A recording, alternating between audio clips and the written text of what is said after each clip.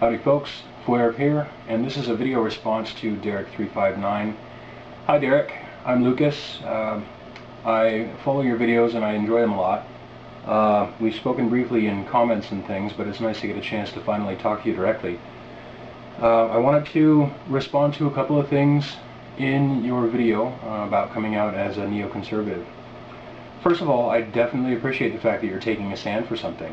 And I like the fact that, I believe in one of your comments you said that you were taking the word back. I think that's a fantastic idea.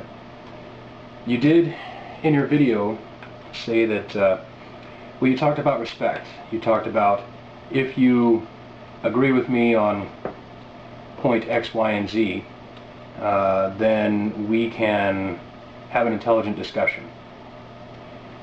I wonder if perhaps you're doing yourself a disservice by speaking so harshly and by indicating that you're going to be shutting people out of your life if they disagree with you on a certain set of topics. Now, it's not that I necessarily disagree with you on this topic, and I'm sure there are a lot of people who do agree with you on this topic. But there are going to be a lot of people in your life who are perhaps less concerned about this topic than you. And yes, there are going to be some people who are as concerned about the topic as you are and just less hawkish, who just disagree with you on the point as you make it. But there are going to be a lot of people in your life for whom it's just not the source of their joy to study politics and to study the condition of our world. And while I don't necessarily think that's a good thing to be ill-educated on those points, I do think that you're going to find that a lot of people are a lot less interested in those things than you are, because you are pretty hardcore about that stuff. So, yeah, I would advise, and really this is only just my advice, take it or leave it. Don't draw so many lines in the sand that you find in 10 or 20 years' time that you're surrounded by a bottomless moat. Just for your own personal well-being, regardless of any viewpoints or opinions on political matters. And that ends the advice portion of this video. So I wanted to ask you a quick question. So you talk about neoconservatism, and I don't necessarily want to impugn neoconservatism, and I certainly don't want to impugn you or associate you with any other neoconservative thinkers. However, I am interested in your opinions about the philosophies of people who have been considered to be neoconservative thinkers. One gentleman in particular, Irving Kristol, with whom I'm sure you're familiar, has a very famous quote, and I'm going to read it for the sake of the audience here. There are different kinds of truths for different kinds of people. There are truths appropriate for children, truths that are appropriate for students, truths that are appropriate for educated adults, and truths that are appropriate for highly educated adults.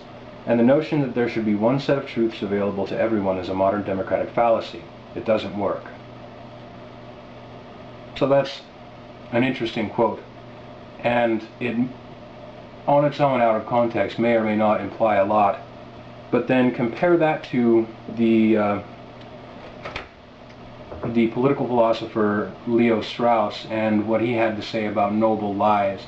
Noble lies, of course, are this idea that you can fabricate or you can manipulate a truth that is useful and then use it to galvanize and motivate a people. And those concepts rely upon a certain type of social stratification and an elitism. And while Irving Kristol doesn't necessarily come out and say, I am an elitist and I think that only intellectuals or only the powerful should have access to the whole truth. He doesn't come out and say that, but one could certainly interpret that from what he said.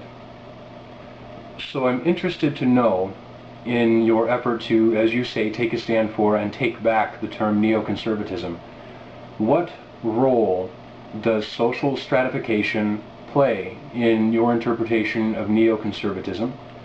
And to what extent do you believe that peoples as a whole, populations, should or should not be manipulated into attaining a goal as a nation? Basically, how efficiently do you believe society should be manipulated. And if you do share any of those beliefs with those philosophers, how does that reconcile with your opinions about individual liberty? Genuinely interested in what you have to say, so I definitely hope you hit me back on this one.